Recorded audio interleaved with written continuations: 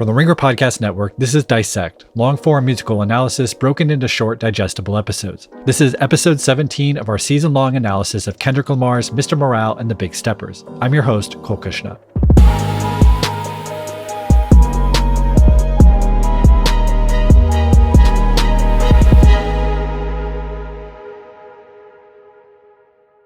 Last time on Dissect, we began our analysis of Kendrick Lamar's Mother I Sober, covering the song's first two verses and chorus. It was there we witnessed Kendrick standing before a broken mirror, finally confronting the reflection he's been trying to escape for decades. He bravely described feeling frozen and powerless while witnessing his mother being abused at age 5, and later learned that his uncle took revenge on the family member responsible.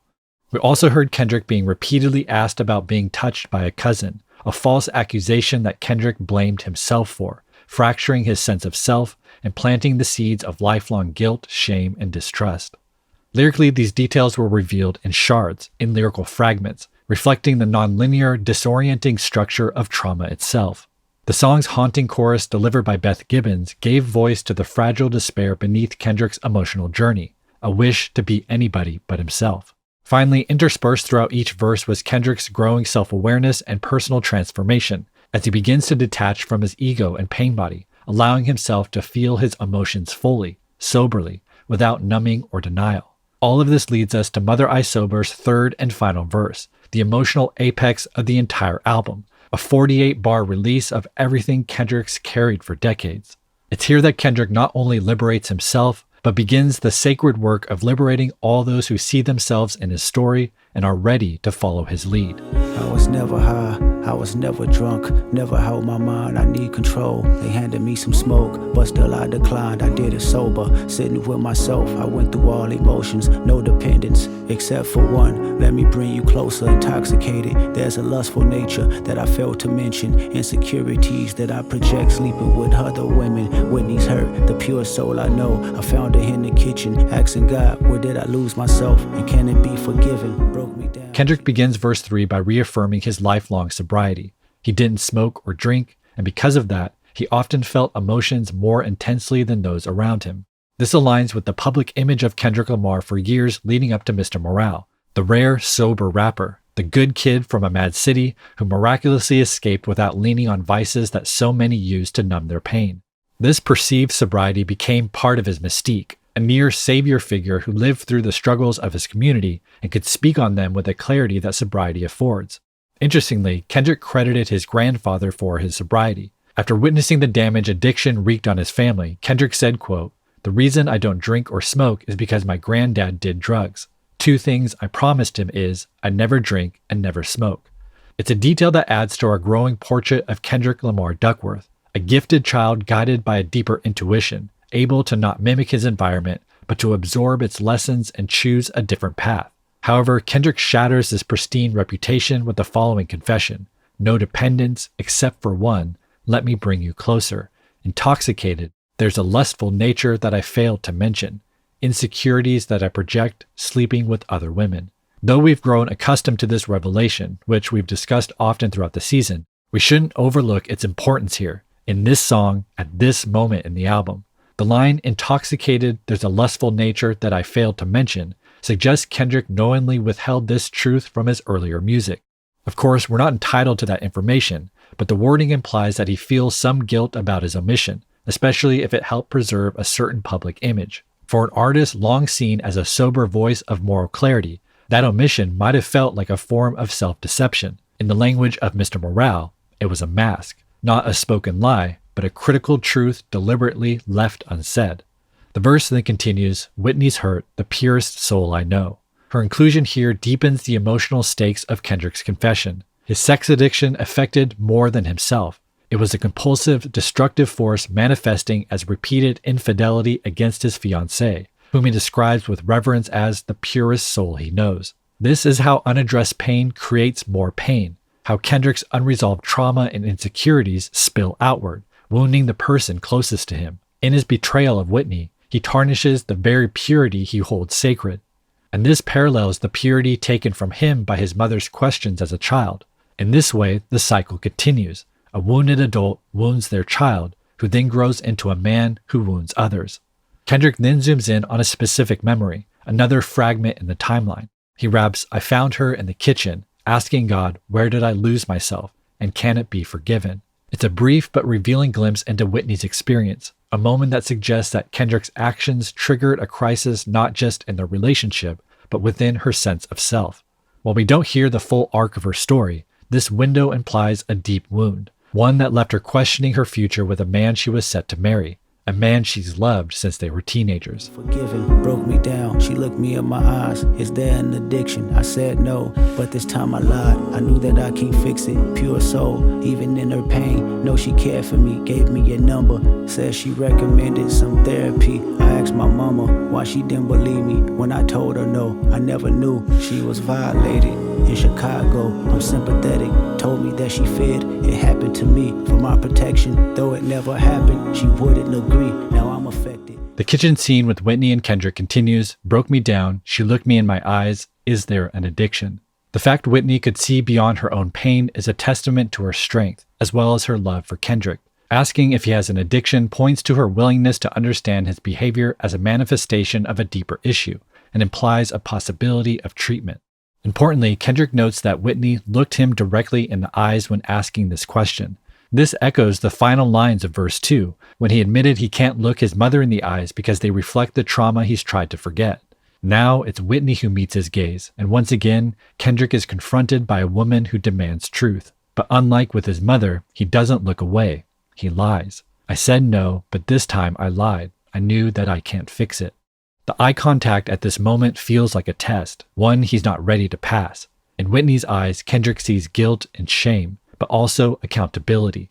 And at this point in the timeline, he wasn't yet ready to admit the truth he already felt beneath his lie, because naming it out loud would strip away the last layer of denial, forcing him to finally face what he's built his identity around avoiding.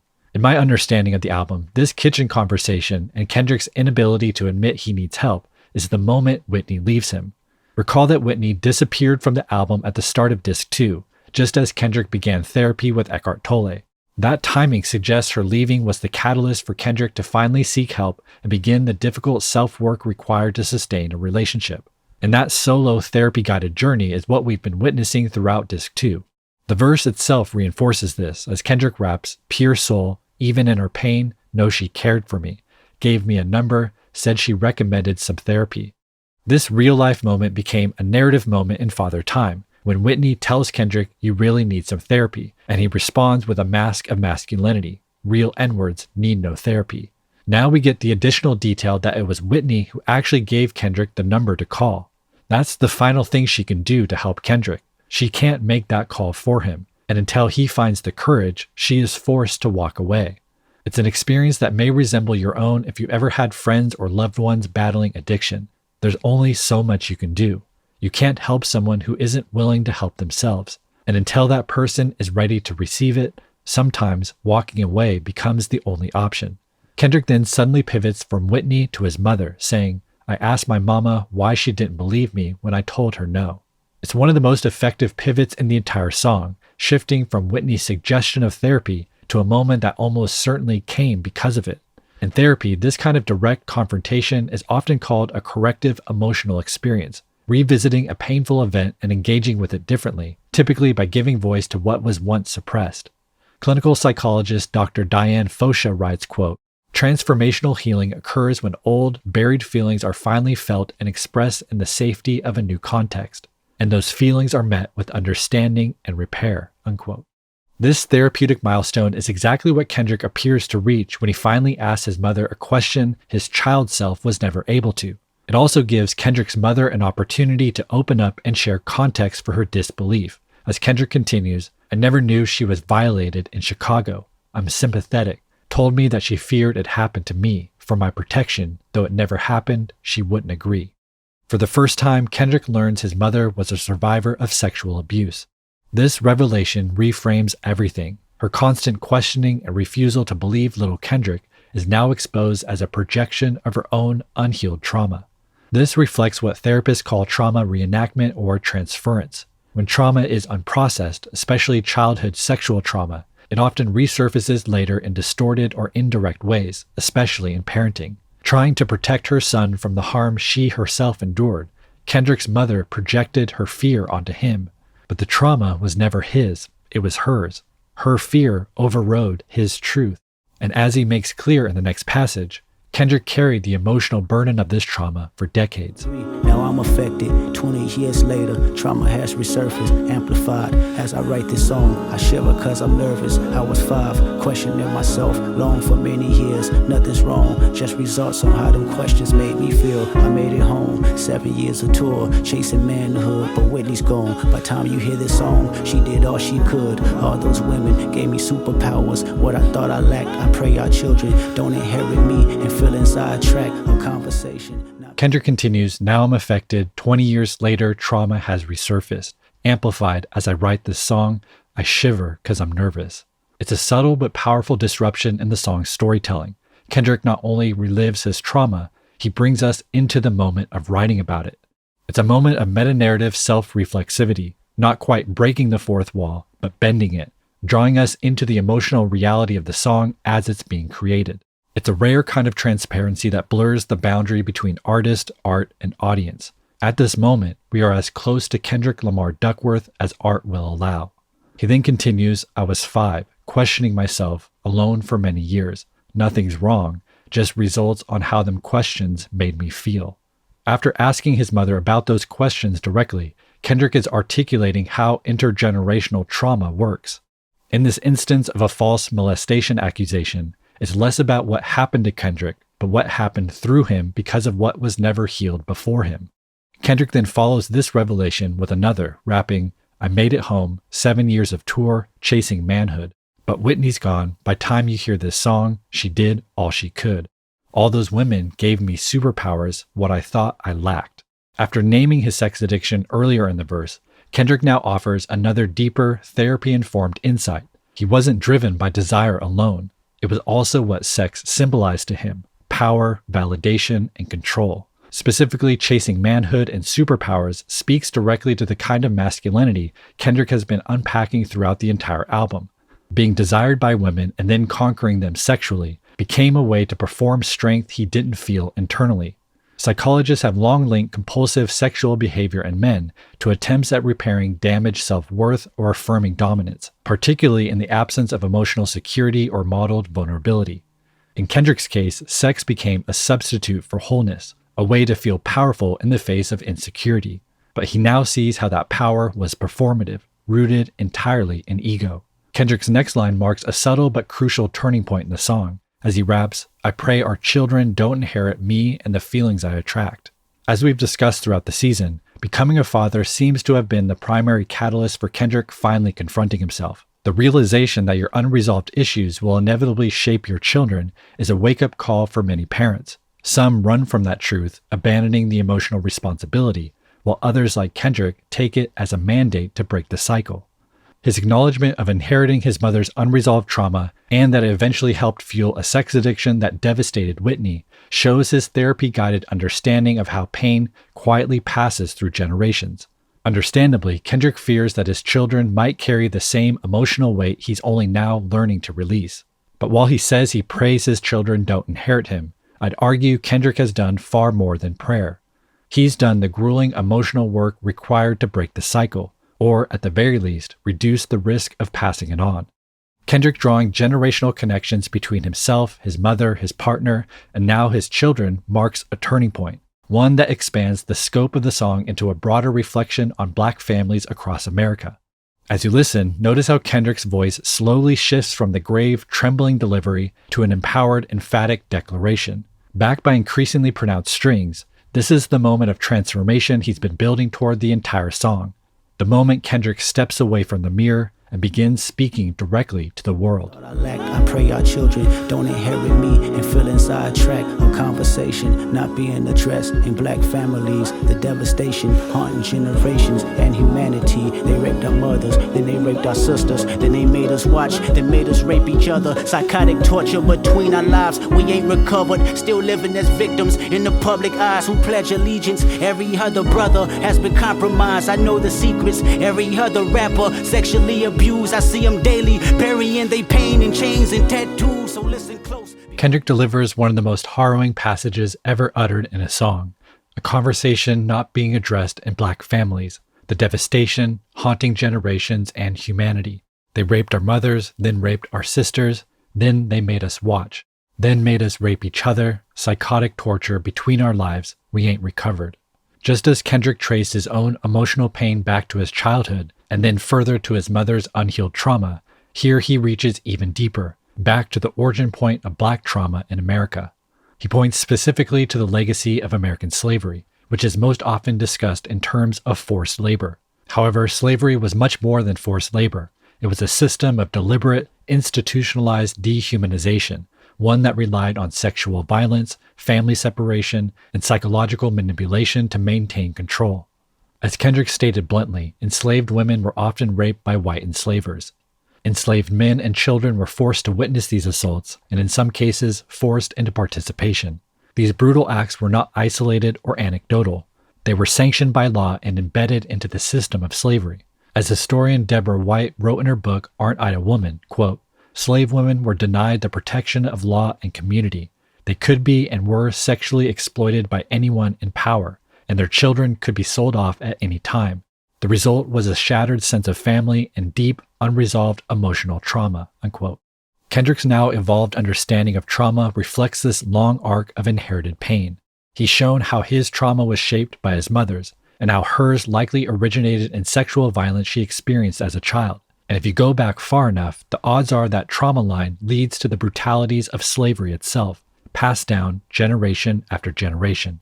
This is the central premise of Dr. Joy DeGruy's book, Post-Traumatic Slave Syndrome. She argues that multi-generational trauma inflicted by slavery and compounded by ongoing systemic oppression has produced lasting patterns of pain, behavior, and emotional survival that continue to shape Black Americans today.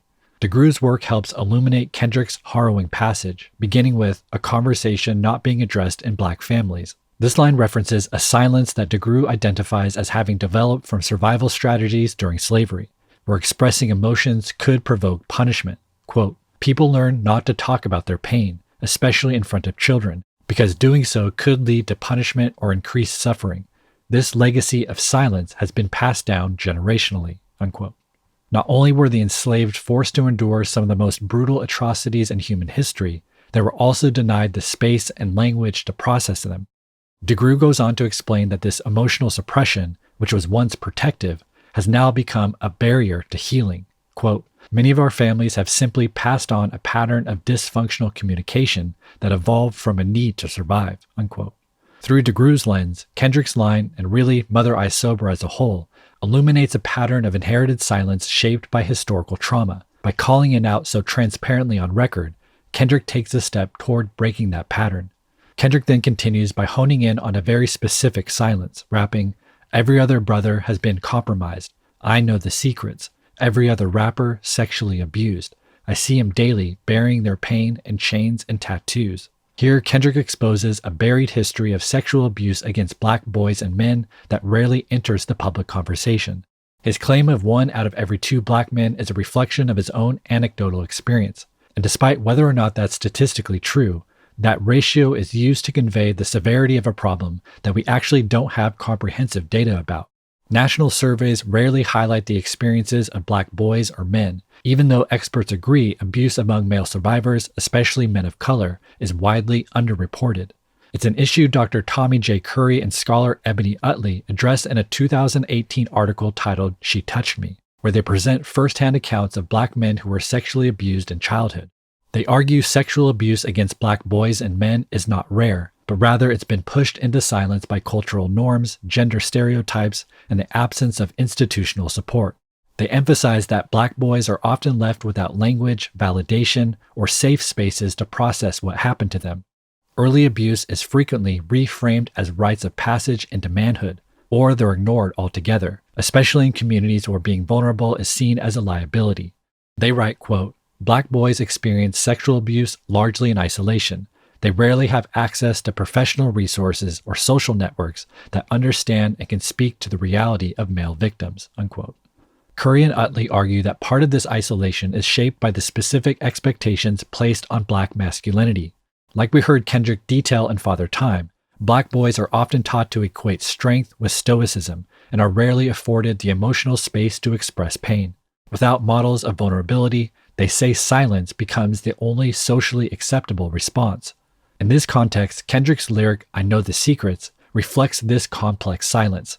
Kendrick articulating that secret so transparently with every other rapper sexually abused continues the emotional service work of the song and album.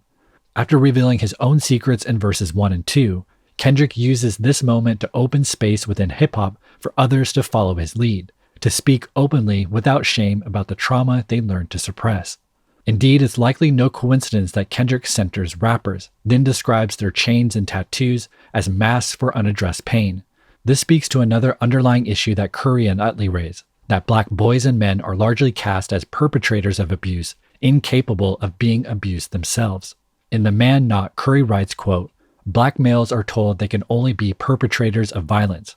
These racist logics maintain that the black male can only be criminal, only danger, only threat. He cannot be human, vulnerable, or victim," unquote. As public figures who often come from environments otherwise ignored, rappers are representatives of communities rarely granted visibility. Kendrick urges us to see them, and by extension black men, not as caricatures of toughness or bravado, but as real people carrying real, often unspoken pain. Generational torchbearers of trauma that stretches all the way back to slavery. And while we've already talked a lot this season about Kodak Black's presence on Mr. Morale, this passage in Mother I Sober clarifies exactly why he's on the album. Kodak is that rapper bearing his pain in chains and tattoos. He is that rapper widely seen as a perpetrator of sexual violence.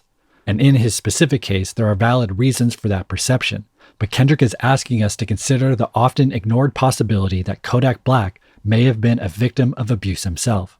And if the cycle is ever going to end, Kendrick insists that we have to resist the reflex to judge and discard the Kodaks of the world. Instead, we must begin to acknowledge the pain that influences some survivors to become abusers themselves, unconsciously continuing a centuries-long cycle of trauma. I know the secrets, every other rapper sexually abused. I see them daily, burying they pain in chains and tattoos. So listen close before you start to pass judgment. Know how we move, learn how we cope. Whenever his uncle had to walk him from school, his anger grows deep in misogyny. This is post-traumatic, black families and a sodomy. Today is still active, so I set free myself. Kendrick hones in on a specific scenario, rapping, "So listen close before you start to pass judgment on how we move, learn how we cope." Whenever his uncle had to walk him from school, his anger grows deep in misogyny. The implication here seems to be that this uncle has a history of sexually abusing this boy, and that the boy walks home angry because he knows what's going to happen to him when they get home. Importantly, Kendrick says his anger grows deep in misogyny, directly citing how the boy's feelings of powerlessness, fear, and shame are internalized and resurface later as rage toward people who represent vulnerability, which are often women. In trauma theory, this is sometimes called identification with the aggressor, where victims unconsciously adopt behaviors of their abuser as a way to reclaim a sense of power. A 2007 study found that male survivors of childhood sexual abuse were more likely to exhibit hostility toward women in adulthood, especially when the abuse went untreated. The National Child Traumatic Stress Network adds that, quote, "Unresolved trauma in boys can sometimes manifest in externalizing behaviors, including aggression, sexualized behavior, and relational distrust," unquote. Early abuse by a caregiver or trusted adult can rupture a child's early sense of safety and trust. As adults, survivors may struggle with intimacy, emotional regulation, and often default to dominance or withdrawal in relationships, patterns that can externally appear as emotional unavailability or misogyny. As we've noted throughout this episode, this doesn't excuse harm, but it does begin to explain it.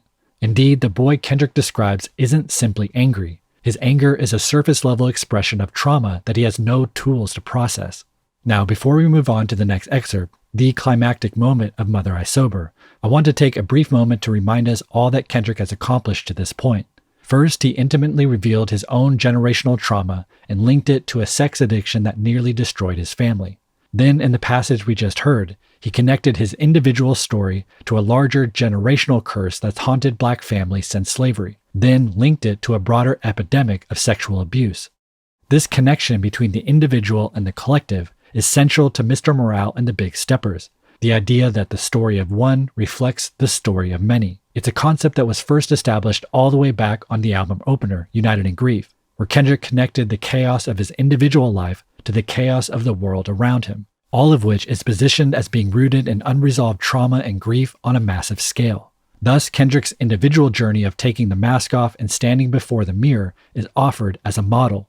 That's why the symbolic mirror sits between the album's two discs, the individual, Mr. Morale, and the collective, the Worldwide Steppers. It's also why his moniker OK Llama means my people, and why he opens the Heart Part 5 declaring, quote, I am all of us. Throughout the album, Kendrick has reminded us that his story isn't isolated. The trauma he processes in Mother I Sober reflects buried, denied, and inherited pain carried by many across generations. And this is what makes what we hear next so powerful. The personal liberation Kendrick claims for himself and his family expands into a collective release. His individual healing becomes an act of communal deliverance, binding the album's central concept at its emotional and narrative peak. To underscore the weight of this moment, Kendrick's lyrical structure undergoes a shift. He abandons the fragmented, stuttered delivery and begins speaking in full, assertive declarations. The change in form mirrors the change within, a fractured self starting to become whole. It stands among the most profound moments ever captured in music. This is post-traumatic, black families and a side of me today is still active. So I set free myself from all the guilt that I thought I made. So I set free my mother, all the hurt that she titled shame. So I set free my cousin Chaotic for my mother's pain. I hope Hakeem made you proud, cause you ain't die in vain. So I set free the power of Whitney, may she heal us all. So I set free our children, make a karma, keep them with God. So I set free the hearts filled with hatred, keep our bodies sacred as I set free all your abusers. This is transformation. Kendrick begins his declarations with himself, commanding, so I set free myself from all the guilt that I thought I made. Narratively, this is the moment Kendrick is liberated, and importantly, it's realized through forgiveness, and specifically self-forgiveness. In trauma recovery, this is often understood as a necessary step toward healing. Psychologist Everett Worthington describes it as releasing the belief that one is inherently bad or broken, a process that involves acknowledging pain, taking responsibility when appropriate, but refusing to let guilt define your worth. Kendrick's line is the culmination of putting that process in motion. He cathartically unshackles himself from the guilt he's carried for decades, much of it shaped by events that were never his fault to begin with. This understanding is implied in his careful choice of words, as he says, all the guilt that I thought I made. That I thought is doing a lot of work, revealing his newfound understanding that he is not responsible for the abuse his mom suffered when he was 5, not responsible for his mom asking him those questions, not responsible for the violent revenge his uncle took on his cousin. With that weight lifted from his own shoulders, he turns his attention to his mother, declaring, so I set free my mother, all the hurt that she titled shame. Kendrick forgives his mom for unconsciously passing down her trauma to him. Kendrick is again careful with his wording here, saying the hurt she titled shame, suggesting that his mother misinterpreted her pain as shame, a very common distortion for trauma survivors, especially of sexual abuse. This is sometimes referred to as toxic shame, the belief that I am bad rather than something bad happened to me. Here, Kendrick uses his new understanding of his own guilt to make that distinction for his mother. She is not bad. Bad things happened to her. It's not her fault, just as it wasn't Kendrick's. Neither of them deserved any of it. And even though she unconsciously projected her trauma onto Kendrick, he can now recognize that as a reaction motivated by her own unresolved pain. In naming all of this so clearly and lovingly for her, Kendrick offers personal forgiveness and breaks a link in the chain of generational trauma. This disruption continues into the next line, as Kendrick takes aim at the perpetrator of his mother's abuse. So I set free my cousin Chaotic for my mother's pain. I believe Chaotic is the name of Kendrick's cousin, the family member who physically assaulted his mother in the traumatic incident Kendrick witnessed as a child. At first blush, Kendrick offering liberation to the abuser feels much more radical than doing so for his mother. And while the difference between verbal interrogation and physical violence is clear and significant, what Kendrick has been suggesting throughout the song and album is that their motivations, the influence beneath their actions, may not be as different as they appear. They are both manifestations of the same inherited trauma. That understanding allows Kendrick to see his cousin Chaotic as more than just a perpetrator of abuse. He's in all likelihood a victim himself as well. This challenging perspective is what allows Kendrick to extend forgiveness to the very person who struck his mother in front of his eyes as a child. While not all trauma models encourage forgiving one's abuser, many acknowledge that when it's done freely and on the survivor's terms, it can serve as a powerful act of personal liberation. Psychologist Janice Spring describes forgiveness in this context as a way to release the emotional grip that the abuser and the memory of the abuse can hold over a person's life. She writes, quote, "Forgiveness is a gift you give yourself. It can restore peace of mind, clarity, and control over your life," unquote. In Kendrick's case, setting Chaotic free breaks yet another link in his family's generational chain of trauma. One by one, he's retracing that chain, acknowledging the harm, naming its origins, and offering forgiveness to all, even to those who inflicted the pain. This line grows more complex with the addition of the next. "I hope Hakeem made you proud, 'cause you ain't die in vain." Hakeem here is baby Keem. Recall that on the previous track, Mr. Morale, Kendrick more or less made the relationship between him and Keem clear, rapping, "Watching my cousin struggle with addiction, then watching her firstborn make $1 million."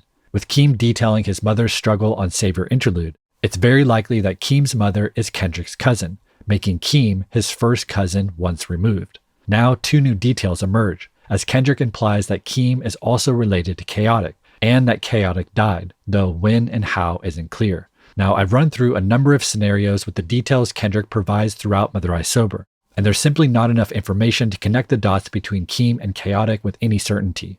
We don't know the ages of Keem's mother or Chaotic.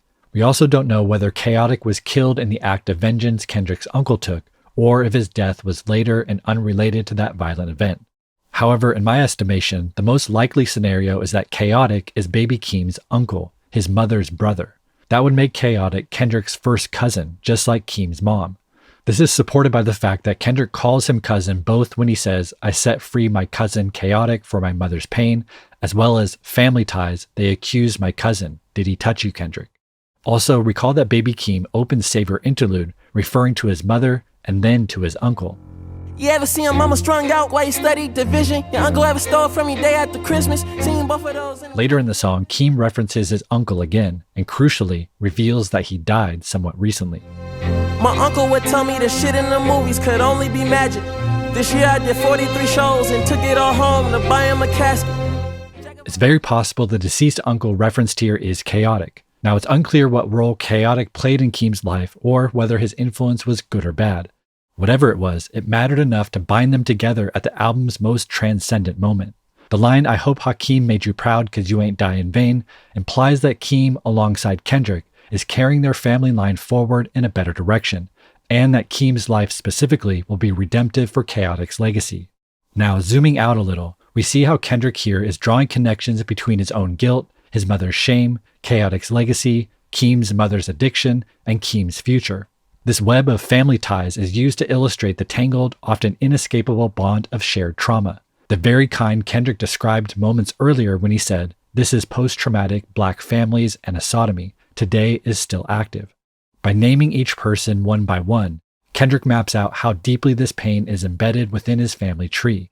But by setting them free, starting with himself, then his mother, then Chaotic, he's symbolically untethering the generational threads. Baby Keem's mention here during the pivotal moment of the album also concludes a subtle side story weaved into Mr. Morale's narrative. Recall that the first mention of Keem occurred back on the album opener United in Grief, where Kendrick reflects on watching Keem beginning to mirror the same behavioral patterns he did after gaining wealth and fame. I watched Keem buy 4 cars in 4 months. You know the family dynamics on repeat. The insecurities locked down on PC. I bought a 223. This line, "the family dynamics on repeat," implied Keem was at risk of heading down a similar path as Kendrick, swept up in a whirlwind of empty materialism and women to escape his inherited pain. Keem then appeared on Savior Interlude, where he revealed some of the unfortunate circumstances of his childhood, then ended the track describing his wild lifestyle before calling out to Mr. Morale for help. I mean, baby Keem is too wild. Function at the temple, Jesus pieces in the luau. Mr. Morale. Mr. Morale is a name Kendrick gives himself, and from what we know about his relationship with Keem, it seems he took Keem under his wing, not only supporting his music career, but also sharing wisdom from his own experience, hoping Keem might avoid the same pitfalls. It goes beyond music with me and him, so, you know, whenever I need anything regarding like life and you know, if I need some wisdom, then that's who I go to. You know, that's one of the first people I look towards, him and Dave Free. So, yeah, it's been huge. It's been huge for me just as a young man. You know. Together, Kendrick and Keem have positioned themselves as disruptors in the cycle of generational trauma that has shaped their shared family. Their healing marks a significant turning point, not just for their own lives, but for the generations that follow, setting their lineage on an entirely new course. Next, Kendrick turns again to Whitney, declaring, "So I set free the power of Whitney, may she heal us all." Like the other declarations, the phrasing here is very considered. He doesn't set Whitney free, he sets free her power, specifically the power of the divine feminine to heal. Kendrick credits Whitney as the source of his transformation. Her unconditional love, her patience, her strength, and her radical empathy were what helped initiate his journey inward. She loved him fully while also holding him accountable, challenging his ego, and standing firm in the face of his pain. By releasing her power, Kendrick elevates Whitney beyond the role of romantic partner. She becomes a symbolic force, an embodiment of healing energy. Her compassion, accountability, patience, and emotional honesty are now offered as tools for collective healing, releasing the divine feminine power outward to others still in pain. Next, Kendrick shifts to their children, Uzi and Enoch. He declares, "So I set free our children, may good karma keep them with God." Throughout the album, we've seen how Kendrick's urgency to confront his trauma is rooted in a desire to break the cycle for his children. Here, that cycle is framed in karmic terms, reflecting the Hindu concept of ancestral karma, the belief that unresolved suffering or moral failure within a family can affect descendants until it's confronted. By doing the work to face his past, Kendrick clears spiritual and emotional space for his children to begin with a clean karmic slate. Notably, he links good karma with a closeness with God. In Christian theology, sin is often viewed as a rupture in one's relationship with God, creating distance. In Eastern traditions, bad karma perpetuates suffering and blocks spiritual liberation, delaying reunion with the sacred. Whether described as sin or karma, the common thread is disconnection from the divine. Kendrick's hope that good karma keeps his children with God is a prayer for both protection and spiritual alignment. It's the hope that the good karma he's cultivated through overcoming his demons and breaking the generational curse can be passed down as a blessing. With the foundation he and Whitney have laid, Uzi and Enoch are positioned to continue a new legacy rooted in truth, healing, and a close relationship with God. Kendrick then closes the verse universalizing his commandments. "So I set free the hearts filled with hatred. Keep our bodies sacred. As I set free all you abusers, this is transformation." Here, the hearts filled with hatred recalls the earlier image of the boy being walked home by an abusive uncle, his anger growing deep in misogyny. It captures the pain, guilt, confusion, shame, helplessness, and frustration of trauma that mutated into displaced hatred. It's anger aimed at a world that betrayed them, stole their innocence, contaminated their purity. As we discussed earlier, this kind of unprocessed pain can shape identity and behavior, driving the abused to become the abuser, continuing the cycle they were born into. Here, Kendrick offers transformation and release to those abusers directly. It's a powerful, Christ-like gesture of forgiveness rooted in radical empathy and compassion. He acknowledges abusers as being more than the harm they caused. At this climactic moment in the song and the entire album, Kendrick chooses to ensure the abusers feel seen. He refuses to discard or dehumanize them. Instead, he names their pain and extends understanding. This choice enacts the very ethic he's been calling for throughout the album, to resist judging people like Kodak Black in isolation from the trauma that shaped them. Kendrick connects that trauma not only to personal history, but to America's origin in slavery and its ongoing systemic legacy of repression. Many of these abusers are purple-hearted veterans, wounded survivors of a war that's been waged on Black Americans for centuries. In this final gesture, Kendrick himself channels that healing force of Whitney, reaching out as far as a work of art can extend. But as he himself has come to learn, no one else can do the work for you. The transformation offered at the end of Mother I Sober is aspirational. It's an open door, not a guaranteed step through it. The responsibility still lies with the individual.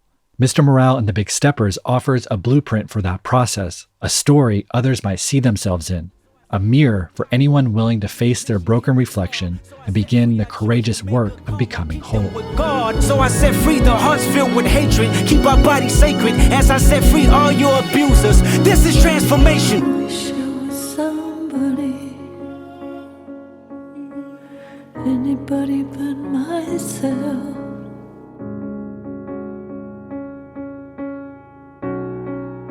Oh, I wish I was somebody,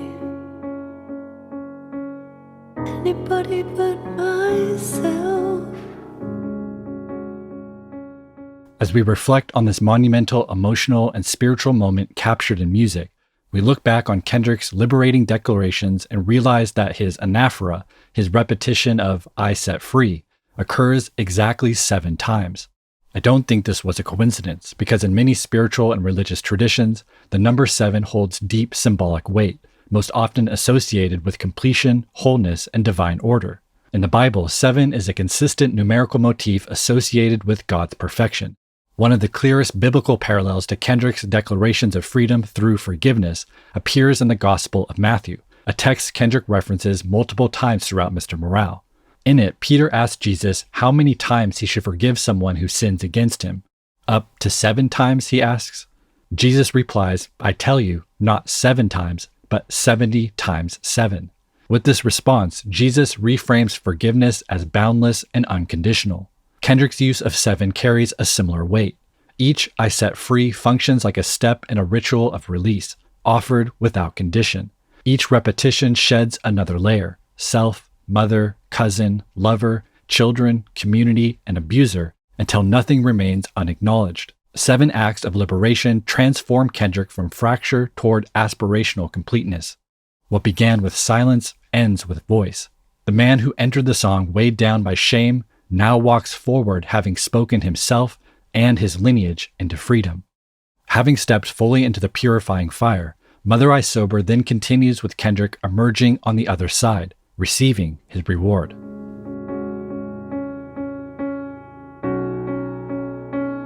You did it. I'm proud of you. You broke a generational curse. Say thank you, Dad. Thank you, Daddy. Thank you, Mommy. Thank you, brother.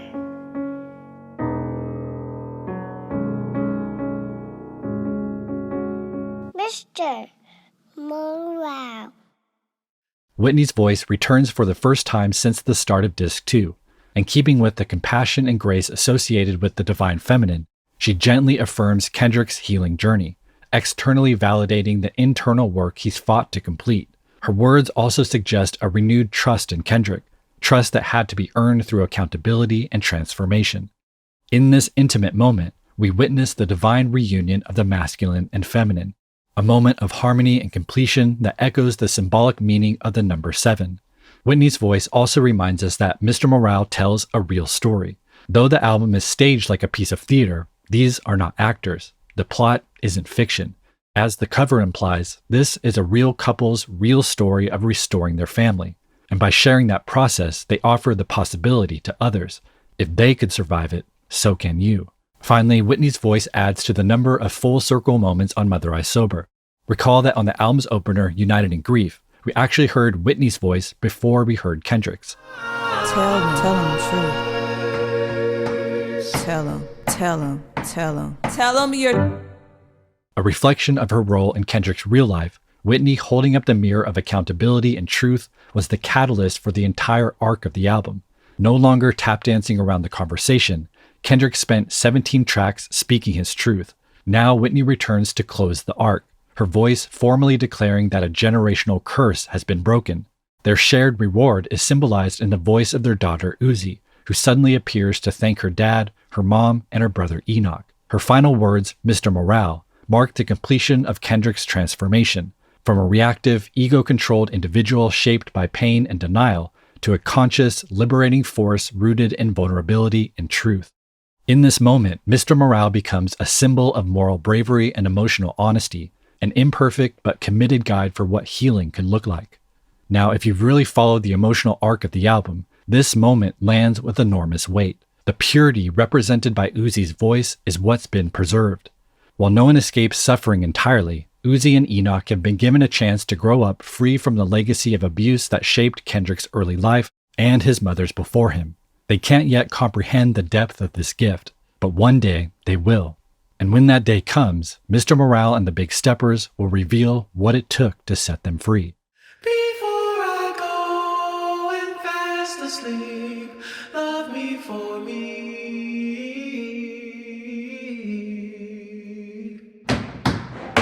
I bear my soul and now we're free.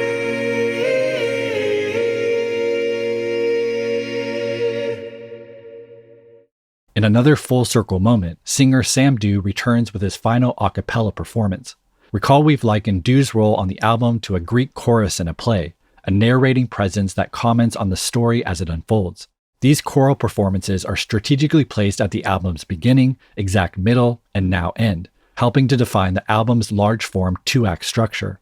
Dew's conclusive words are, "Before I go and fast asleep, love me for me. I bear my soul, and now we're free." It nods to the classic Christian bedtime prayer, "Now I lay me down to sleep, I pray the Lord my soul to keep." Motivically, this echoes the lullaby cadence of Uzi's voice just before this passage, reinforcing Mother I Sober's central themes, innocence lost, and through healing, innocence preserved. Evoking sleep is also fitting here at the end of Kendrick's journey. After decades of tension, silence, and fragmentation, Kendrick is finally able to rest.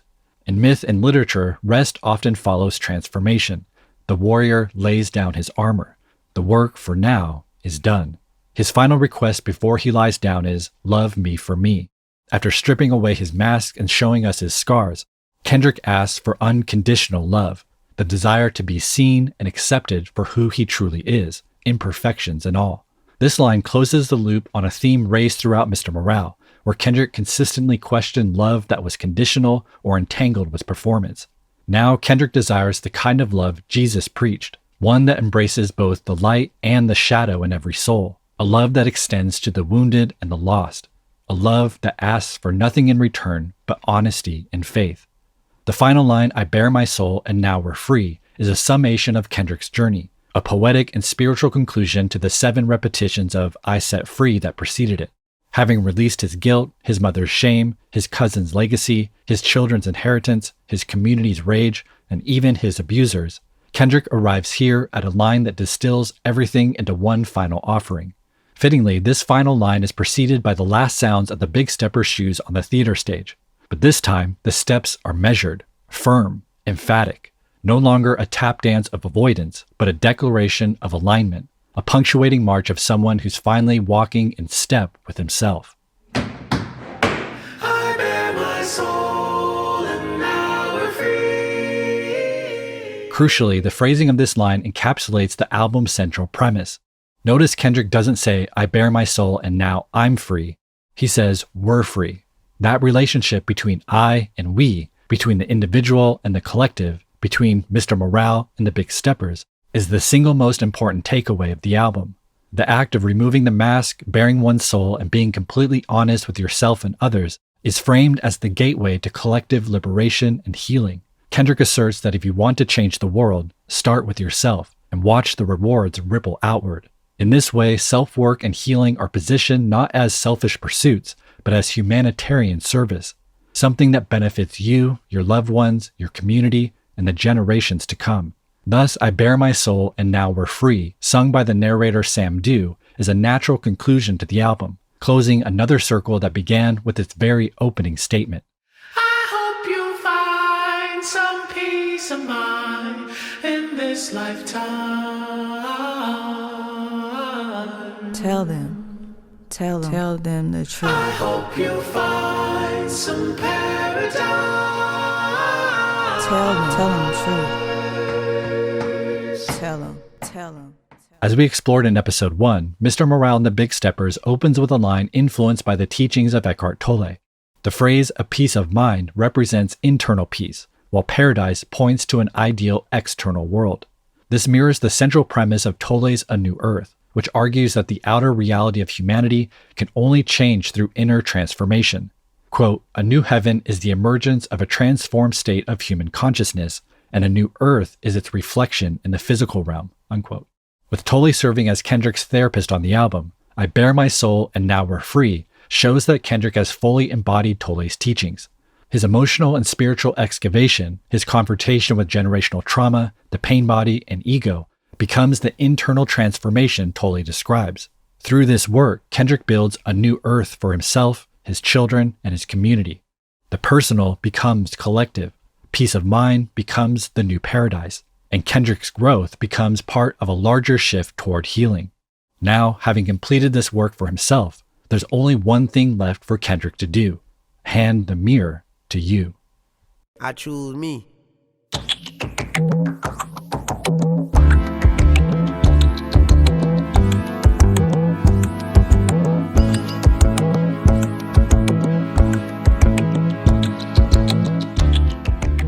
Of course, this is Mr. Morale and the Big Steppers' final track, Mirror, a song we'll examine note by note, line by line, next time on Dissect.